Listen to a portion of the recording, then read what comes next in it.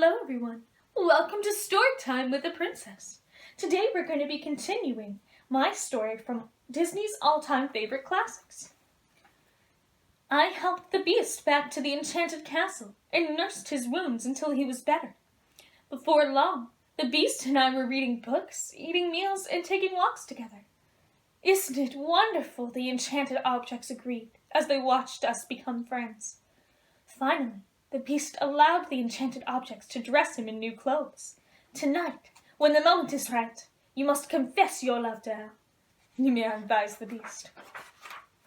So that night, after dinner, the Beast led me into the ballroom, and we danced together to a beautiful love song. Belle, are you happy here, with me? The Beast asked. Yes, but if only I could see my father. Just for a moment. There is a way, the Beast told me, and then he brought out his enchanted mirror. When I looked into the mirror, I saw my father lost and shivering in the woods, searching for me. Oh no, he's sick. He may be dying. Then you must go to him, the Beast said. I release you. But take the mirror with you. You will always have a way to look back and remember me. How can you let her go? Cogsworth asked, nearly in tears. Because I love her, the Beast replied. With the mirror's help, I found my father and I took him home. How did you escape from that horrible beast? The father asked. I didn't escape, Papa. He let me go. He's changed somehow. Meanwhile, Gaston had convinced the director of the insane asylum to lock up my father. His plan was simple. He could convince me that he was the only way that my father could be saved, but only if I agreed to marry him. Everyone knows my father is a lunatic, is what he thought. Talking about some giant beast, but I would do anything to save him. That was Gaston's plan.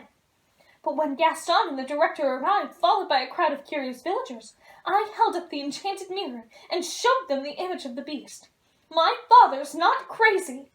The beast is real, but he's also kind and gentle. She's as crazy as the old man, he told the crowd. The beast will make off with your children. I say we kill him. And so the angry crowd followed Gaston through the woods to storm the beast's castle. The enchanted household objects saw the mob from the castle windows and prepared their defense. By the time the villagers battered through the castle door, an army of angry objects was ready for them. Now, Lumiere yelled, leading the attack. Immediately, forks and brooms and furniture and objects of every description hurled themselves through the air towards the astonished townspeople. But the beast was sure he had lost me forever and had no heart for fighting. What shall we do, Master? Mrs. Potts asked him. It doesn't matter now. Let them come. So when Gaston stormed into his room, the beast didn't even attempt to defend himself. When I arrived seconds later, I saw that Gaston had forced the beast to the edge of the castle's roof. No! I screamed. The sound of my voice snapped the beast into action. He grabbed Gaston by the neck and dangled him over the edge of the roof. Let me go! I'll do anything, Gaston said. Full of rage, the beast hesitated for just a moment. Then he realized he was not really a beast at heart. He tossed Gaston safely back onto the balcony and turned towards me, and I raced up the stairs to find him. But just as the beast moved to embrace me, Gaston pulled a long hunting knife from under his boot and stabbed the beast in the back. The beast let out a howl of pain. Gaston took a frightened step backwards, tripped over the edge, and plunged from the roof. But the beast had been terribly wounded. I ran to his side and embraced him. You came back. At least I got to see you one last time, he whispered.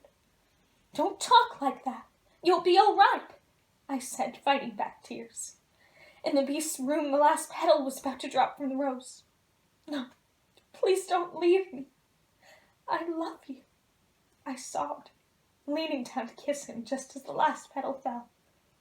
Magically, The beast rose and changed back into his human form.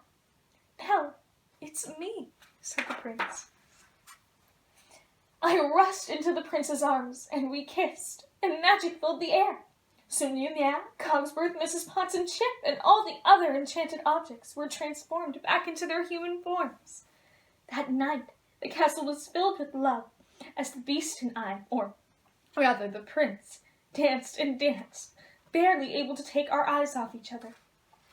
And the castle was once again filled with life and laughter.